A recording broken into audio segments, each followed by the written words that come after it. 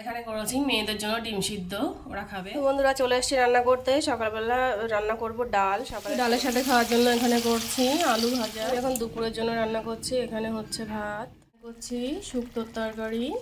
আজকে রান্না করব শিঙি মাছের ঝোল। আমি কাঁচকলা আলু ভেজে নিচ্ছি, তার মধ্যে একটু চিনি দিয়েছি। বন্ধুরা আমার এখন রান্না করা হয়ে গেছে, এবার চলে এসেছি। এবার আমি জামা কাপড়